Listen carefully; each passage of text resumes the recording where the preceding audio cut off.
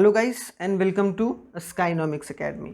My name is Sunil Kumar Yadav और एक बार फिर से स्वागत है आप लोगों का हमारे यूट्यूब चैनल स्काइनॉमिक्स एकेडमी में। तो आज हम लोग फिर से आ गए हैं और आज हम लोग फिर से बिजनेस स्टडीज़ का जो पार्ट 1 के बाद हम लोग पार्ट 2 डिस्कस करेंगे, क्योंकि पार्ट 1 में मैंने बहुत अच्छे तरीके से मैनेजमेंट के बारे में बताया था। क्योंकि पार्ट 1 में बहुत अच्छे तरीके से मैंने मैनेजमेंट को बताया था कि आखिरकार मैनेजमेंट होता क्या है और किस तरीके से वो काम करता है, क्या नहीं होता है। तो आज उसका हम लोग लास्ट पार्ट पढ़ेंगे, पार्ट 2, और ये पार्ट 2 भी इंपॉर्टेंट हो जाता है आप लोगों का एग्जाम पॉइंट ऑफ व्यू से। तो आप लोग सही तरीके से ध्यान दीजिएगा और यहाँ पर सारी चीज़ों को एक एक कर बहुत बारीकियों से बताया जाता है। ऐसा नहीं कि भाई फटाफट 2-4 मिनट में कंप्लीट कर दिया, नहीं। अगर आप लोग सच में एक अच्छा स्टूडेंट हो और आप लोग सच में टॉप करना चाहते हो तो आप लोग ज़रूर हमारे चैनल से जुड़िए और यहाँ पर जो भी चीज़ें पढ़ाई जाती हैं वो थॉरली और बहुत अच्छे तरीके से पढ़ाया जाता है। और यहाँ पर है हमारा टेलीग्राम का चैनल जो स्काइनॉमिक्स एकेडमी के नाम से, तो आप लोग वहाँ से जाके आप ज्वाइन कर सकते हैं। लिंक आपको डिस्क्रिप्शन बॉक्स में मिल जाएगा। तो वहाँ से आप लोग जो भी मैं पढ़ाता हूँ उसका PDF साथ ही साथ शेयर कर देता हूँ, तो वहाँ से डाउनलोड करके आप लोग फ्यूचर के लिए रख सकते हैं और एग्ज़ाम के समय आप लोग रिवाइज कर सकते हैं। तो चलिए बिना कोई देरी किए हुए स्टार्ट करते हैं पहले स्लाइड से पार्ट 2 का। तो पार्ट 2 में सबसे पहले आ गया, हम लोगों ने थोड़ा बहुत पढ़ा था कि मैनेजमेंट एज आर्ट क्या होता है, साइंस क्या होता है, प्रोफेशन क्या होता है। अब थोड़ा डिटेल में जानेंगे कि मैनेजमेंट एज आर्ट क्या होता है। तो art is refers to the skillful and personal application of existing knowledge to achieve a desired result. कि आर्ट क्या एक तरीके से स्किल है। मान लो कि किसी के पास पेंटिंग का स्किल है, तो इसका मतलब क्या है, वो एक आर्ट है कि वो अपने स्किल के थ्रू कैसे अचीव कर सके अपना डिजायर्ड रिजल्ट। सेम उसी तरीके से मैनेजमेंट एक आर्ट है कि वो अपना ऑब्जर्वेंस से, स्टडी से और एक्सपीरियंस से वो चीज़ों को समझता है और चीज़ों को वो समझ के उसको एक तरीके से लाता है अपने मतलब अपने जो भी मैनेजमेंट में ज़रूरत होता है। ठीक है। तो यहाँ पर सबसे पहला जो पॉइंट होता है हमारा फीचर्स के बारे में आता है। तो फीचर्स में क्या, एग्जिस्टेंस ऑफ थ्योरेटिकल नॉलेज। देखो थ्योरेटिकल नॉलेज तो होना जरूरी है। अब जैसे पेंटिंग का किसी को ABCD नहीं पता है तो वो पेंटिंग कैसे कर लेगा, है कि नहीं। तो पहले हम लोगों को क्या, या फिर जो भी मैनेजमेंट का लोग होता है उसे सीखना पड़ेगा थ्योरेटिकल नॉलेज। कि एवरी आर्ट जो होता है वो सिस्टमैटिक और ऑर्गेनाइज स्टडी में होता है और compulsory to acquired theoretical knowledge. अगर थ्योरेटिकल नॉलेज होता है तो वो अच्छे तरीके से काम कर सकता है, अच्छे तरीके से आर्टिस्ट बन सकता है। अगर उसको पेंटर है, अगर पेंटिंग कर रहा है, अगर पेंट के बारे में उसको कुछ पता ही आता नहीं है तो कोई भी पेंट कहीं भी क्या कर रहा है, चेप दे रहा है, तो वो गड़बड़ हो जाएगा, है कि नहीं।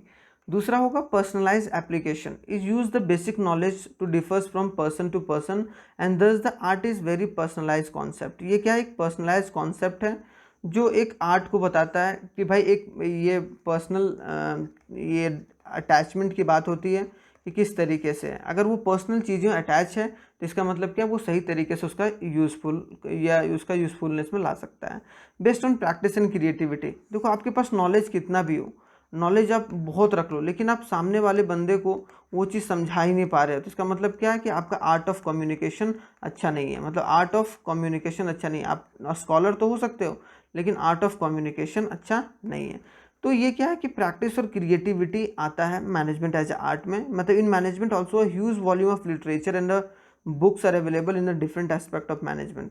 बहुत ज़्यादा किताबें वगैरह पढ़ी हुई हैं जिसके थ्रू हम लोग प्रैक्टिस करके क्रिएटिविटी को ला सकते हैं। Every manager has is own unique style. देखो सब मैनेजर होता है, सब जो कंपनी का जो हेड होता है, जो मैनेजमेंट संभालता है, उसका दिमाग अलग अलग होता है, तो अलग अलग चीज़ों के लिए अलग अलग रिएक्ट करता है कि नहीं। तो इसका मतलब एक ही प्रॉब्लम है तो दूसरा मैनेजर एक अलग तरीके से सोच रहा है लेकिन ये मैनेजर अलग तरीके से सोच रहा है। इसका मतलब क्या है कि सबका अलग अलग डिफरेंट वे होता है, मतलब अलग अलग सोचने का तरीका होता है। जैसे कोई पेंटिंग रहता है तो पेंटिंग को कोई एक दूसरे एंगल से देख रहा है, किसी को एक दूसरे एंगल से देख रहा है कि नहीं। जैसे एक ग्लास है, एक ग्लास में मान लो कि वाटर है यहाँ तक, तो कोई बोल रहा है भाई ये वाटर है वो आधा फुल है और एक बोल रहा है क्या कि आधा खाली है, तो वही बात हो गया। तो वो एक आर्ट के बारे में बताया जा रहा है। तो अगर since all the features of art are present in the management so it is called the art. और सारे फीचर्स जो हैं वो मैनेजमेंट में अवेलेबल हैं, इसीलिए हम लोग इसको आर्ट बोलते हैं कि मैनेजमेंट क्या है, एक आर्ट है। क्लियर। अब मैनेजमेंट एज अ साइंस कैसे आता है, ठीक है। मैनेजमेंट एज अ साइंस, तो science is a systematic body of knowledge that is based on general truth. क्या कि हमेशा सच्चाई पर बेस्ड होता है, ट्रूथ पर, and which can be tested anywhere. जो कहीं भी टेस्ट हो जाए, चाहे वो कोई भी लोकेलिटी में टेस्ट हो जाए या कोई भी साइज ऑफ द बिजनेस में हो जाए या कहीं पर भी हो जाए, वो क्या रहेगा, एक तरीके से जनरल ट्रूथ ही रहेगा। तो इसका मतलब क्या, मैनेजमेंट एक साइंस है, मतलब वहाँ साइंस का गुण भी दिखाई देता है। ठीक है, तो इसमें क्या, सिस्टमेटिक बॉडी ऑफ नॉलेज होना चाहिए, एक्सपेरिमेंट, प्रिंसिपल ऑफ एक्सपेरिमेंटेशन के थ्रू। कि भाई मान लो कि यहाँ अगर मान लो कि कोई अमेरिका में कोई बहुत अच्छे तरीके से अमेरिका में मान लो कि कोई मैनेजर ने कुछ ऐसा प्लान करा जो वर्क कर गया बहुत अच्छे तरीके से। ठीक है, इसका मतलब क्या है कि वो चीज़ हर जगह ही इम्प्लीमेंट होगा, हो सकता है, नहीं भी हो सकता है। लेकिन अगर प्रॉपर एक्सपेरिमेंट से वो बताया गया कि हाँ ऐसे ऐसे अगर करेंगे तो हम लोग यहाँ तक अचीव कर सकते हैं, तो वहाँ कहीं भी वो चीज़ अचीवमेंट हो सकता है। एक्सपेरिमेंट पर बेस्ड रहता है और ऑब्जर्वेशन पर कि किस तरीके से आप ऑब्जर्व कर रहे हो, चीज़ों को कैसे ऑब्जर्व कर रहे हो, देख कैसे रहे हो, और यूनिवर्सल वैलिडिटी रहती है। और वैसे नॉलेज को लाना जो कि सारे लोग का मानना है कि ये सिचुएशन अच्छी है। ठीक है, और उसमें मॉडिफाई करते चलो जैसे जैसे गिवन सिचुएशन मिल रहा है। तो as a principle management are not the exact principle of pure science. तो ये कोई प्योर साइंस नहीं, लेकिन साइंस का इसमें गुण पाया जाता है क्योंकि ये जनरल ट्रूथ पर भी कुछ कुछ बेस्ड रहता है।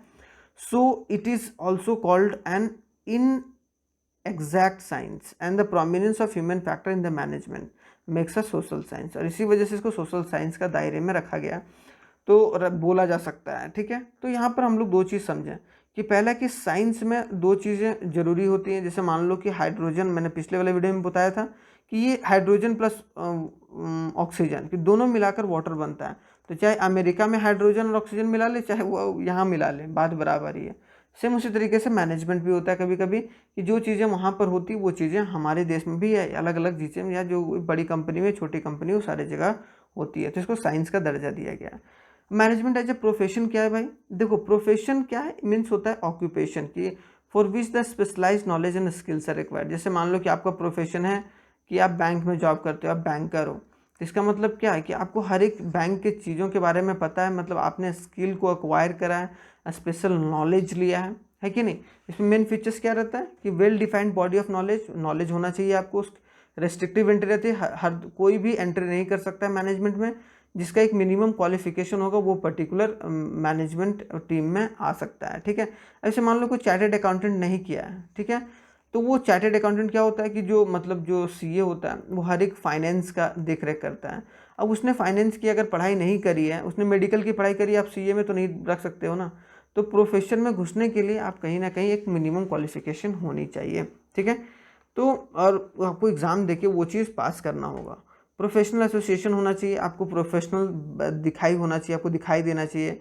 एंट्री और कोड ऑफ कंडक्ट जो रहता है, कोड ऑफ कंडक्ट मतलब जो भी रूल्स एंड रेगुलेशन रहता है वो आपको पता होना चाहिए, आपको फॉलो करने का अंदाज होना चाहिए। अगर नहीं होगा तो उसका क्या कॉन्सिक्वेंसेस होगा, वो सब सारी चीज़ें पता होनी चाहिए। एथिकल कोड ऑफ कंडक्ट रहता है, मतलब कोई भी अगर लोग उल्टा सीधा अगर काम करते हुए पाया गया तो उसका एक पनिशेबल ऑफेंस भी रखा जाता है मैनेजमेंट में, है कि नहीं। मान लो कि वो कंपनी में कुछ उल्टा सीधा काम करके चोरी चकारी करके निकल गया, तो वो प्रोफेशन का काम थोड़ा ना कर रहा है। तो इसका मतलब क्या है, एक तरीके से एथिकल कोड ऑफ कंडक्ट होता है कि जो बाउंड रहता है कोड ऑफ कंडक्ट से। ठीक है, सर्विस मोटिव रहता है, जैसे कोई डॉक्टर है, लॉयर है, तो वो सब क्या एक तरीके से वो मैनेजमेंट अगर कर रहा है कोई प्रोफेशन में है तो हमेशा फुल फ्लेज्ड मैनेज्ड वे में नहीं होगा। जैसे डॉक्टर रहता है, लॉयर रहता है, लेकिन इसमें कुछ ना कुछ एम क्या रहता है मैनेजमेंट टीम का कि हम लोग सर्व करें क्लाइंट को सर्व करने की बात किया जा रहा है, लेकिन फुल फ्लेज्ड में नहीं। जैसे डॉक्टर करता है ना, पूरा समाज के लिए ही पूरा काम कर रहा है, ठीक है, but will soon they recognise the full fledged profession. लेकिन जैसे जैसे धीरे धीरे बढ़ते चले जाएंगे वैसे वैसे अभी हम लोग और धीरे धीरे जैसे नॉलेज बढ़ता चला जाएगा तो ये मैनेजमेंट एज अ प्रोफेशन भी साबित हो सकता है। ठीक है, तो मैनेजमेंट क्या है, एक प्रोफेशन भी है। अब आते हैं कि थोड़ा सा लेवल ऑफ मैनेजमेंट क्या होता है। मतलब कोई भी कंपनी है, जैसे मान लो कि ये टाटा की कंपनी है, तो टाटा की कंपनी या कोई भी कंपनी हो, जनरली मैनेजमेंट का 3 लेवल होता है। Top level management, middle level management और लो लेवल मैनेजमेंट। जो ऊपर लेवल मैनेजमेंट होता है वो पूरा लीडरशिप, डेलीगेशन वगैरह सारा देखता है। अभी देखो ये वर्ड डेलीगेशन होता है, वो सब सारा चीज़ हम लोग समझेंगे आगे वाले चैप्टर्स में जो आएगा। और सेकंड वाला क्या करता है, ये प्लान बनाया या फिर कोई भी चीज़, ये पूरा मैनेजमेंट हेड ये करता है, फिर उसके बाद ये करता है और ये कामों को अंजाम लोअर लेवल मिडिल मैनेजमेंट देता है। तो दो चीज़ें रहती है कि अथॉरिटी कहाँ से आता है, ऊपर से नीचे आता है। अथॉरिटी मतलब क्या कि काम को सौंपता कौन है, टॉप लेवल मैनेजमेंट नीचे भेजता है, फिर नीचे भेजता है। मतलब बॉस ने काम दिया, बॉस ने मैनेजर ने लिया, अब मैनेजर ने नीचे पोस्ट ये क्या कर दिया, अथॉरिटी दे दिया। मतलब अथॉरिटी क्या होता है, अथॉरिटी हमेशा हाई से लो आता है, हाई से लो। लेकिन अकाउंटेबिलिटी, अब जिम्मेदारी क्या है, लेबर की जिम्मेदारी है मैनेजर के पास, अब मैनेजर की जिम्मेदारी है टॉप लेवल मैनेजमेंट। मतलब अकाउंटेबिलिटी जो होता है, अकाउंटेबिलिटी होता है वो क्या रहता है, वो किसके, लो टू हाई रहता है। तो ये चीज़ समझना है। तो level of management means the different category of managers जो अवेलेबल रहते हैं, and lowest to the highest on the basis of relative responsibility, authority and status. कि स्टेटस के हिसाब से, अथॉरिटी के हिसाब से वो अलग अलग लेवल ऑफ मैनेजमेंट पर होते हैं, जो कि सारे कामों को किया जाता है। मतलब देयर आर 3 टाइप्स या 3 level of management, top level, middle level और ऑपरेशनल लेवल बोला जाता है लो लेवल को। ठीक है, कि जहाँ ऑपरेशन होता है, ऑपरेशन मतलब जहाँ पर काम काज होता है, कि ऑपरेशनल लेवल्स भी हम लोग इसको बोल सकते हैं। क्लियर, तो ये बात आप लोगों को पता होना चाहिए। अब आते हैं नेक्स्ट वाले स्लाइड में, क्या है थोड़ा सा डिटेल में पढ़ लेते हैं कि टॉप लेवल मैनेजमेंट में कौन कौन से आते हैं। भाई टॉप लेवल मैनेजमेंट में आता है चेयरपर्सन जो होता है कोई कंपनी का, ठीक है, चीफ एग्जीक्यूटिव ऑफिसर मतलब सीईओ जिसको बोलते हैं हम लोग, chief executive officer, chief operating officer COO होता है, and equivalent to their teams, कि जो एक तरीके से बहुत हेड पोजीशन पर रहता है।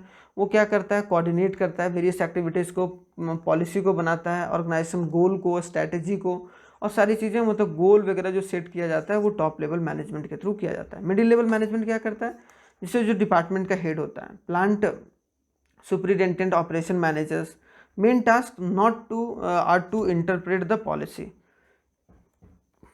मेन काम क्या रहता है कि इसने पॉलिसी बना दिया, ठीक है, इस पॉलिसी को इम्प्लीमेंट करवाने का काम जो रहता है वो कौन करता है, मिडिल लेवल मैनेजमेंट। और लास्ट लेवल मैनेजमेंट क्या करता है कि उसको सुपरवाइज कर कर काम करता है मेनली ये, मतलब एक्चुअल इम्प्लीमेंटेशन कौन करता है, लोअर लेवल मैनेजमेंट करता है। जो भी पॉलिसी ये ऊपर वाला नीचे वाले को दिया और नीचे वाला यहाँ से काम करवाता है, ठीक है, मतलब अपनी सोच बूझ से। तो आई होप सो यहाँ तक आपका क्लियर होगा टॉप लेवल, मिडिल लेवल और लोअर लेवल, जिसको सुपरवाइजरी लेवल भी बोला गया है। अब आते हैं क्या, देखो generally there are 5 functions of management. पहला देखो प्लानिंग, प्लानिंग मतलब पी, और फिर ऑर्गेनाइजिंग आता है PO organising, S for staffing, और D फॉर क्या होता है डायरेक्टिंग, और C फॉर कंट्रोलिंग। तो ये POSDC जो है वो 5 फंक्शंस ऑफ मैनेजमेंट होते हैं, जिसके थ्रू कोई भी मैनेजमेंट टीम काम करती है, जिसके लिए उनको मैनेजमेंट टीम को रखा जाता है कि प्लानिंग करो भाई, ऑर्गेनाइजिंग करो, स्टाफिंग करो, डायरेक्टिंग करो, कंट्रोलिंग करो।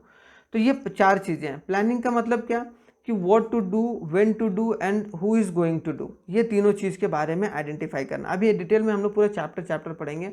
ऑर्गेनाइजिंग में क्या, need to decide a framework of working, how many units and sub units are needed, कि भाई कितना डिपार्टमेंट ज़रूरत है और उस डिपार्टमेंट में कितने कितने लोग काम करेंगे, कैसे कैसे काम करेंगे।